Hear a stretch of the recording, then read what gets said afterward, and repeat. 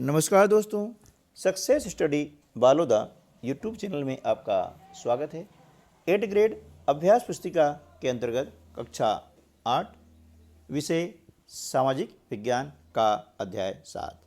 आज के इस वीडियो में हम अध्याय 7 से संबंधित प्रश्नों के उत्तर लिखने का अभ्यास करते हैं। तो चलिए शुरू करते हैं हम आज का वीडियो। पहला जो प्रश्न है वो ये है कि अपक्षय की प्रक्रिया से क्या आशय है, वह यह कितने प्रकार से होता है। इसका उत्तर हो जाएगा कि अपक्षय एक स्थानीय प्रक्रिया है जिसमें चट्टानों का विघटन और अपघटन उनके मूल स्थान पर ही होता है। ठीक है ना। अपक्षय 3 प्रकार के से होता है।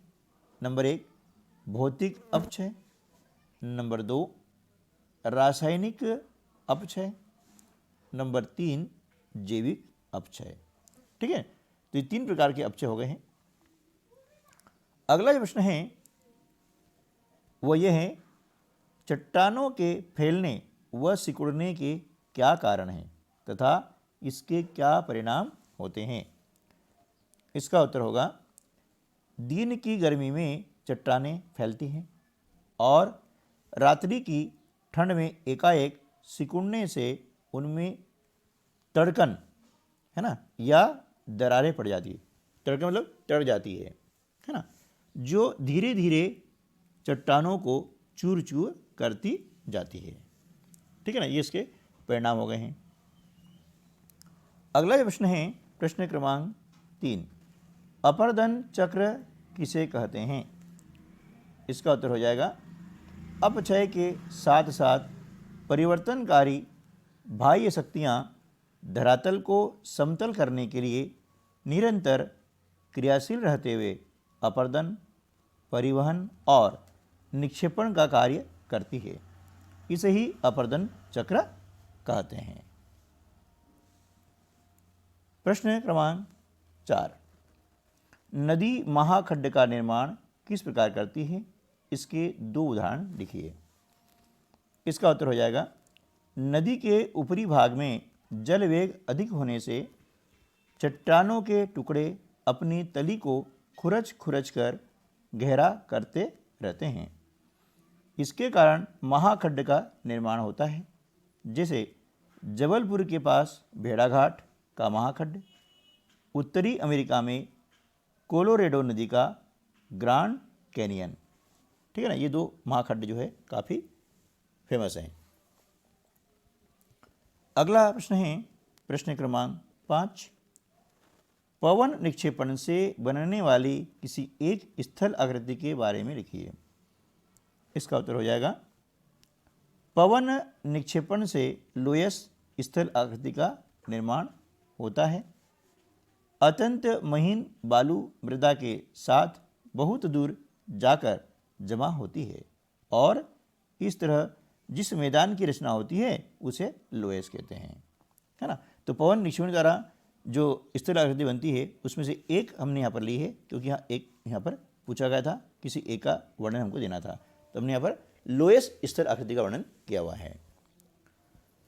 ठीक है, चलिए अगला प्रश्न है प्रश्न क्रमांक 6, समुद्री लहरों के अपरदन से बनने वाले स्थल आकृतियों के नाम लिखिए।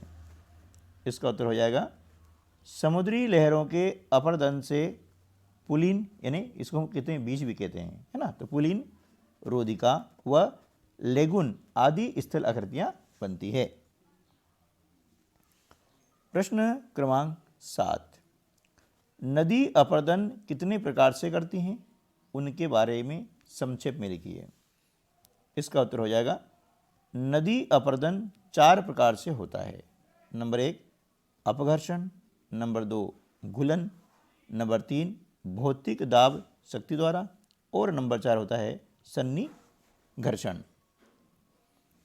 अगला प्रश्न है प्रश्न क्रमांक 8, एस्चुरी का निर्माण किस प्रकार से होता है।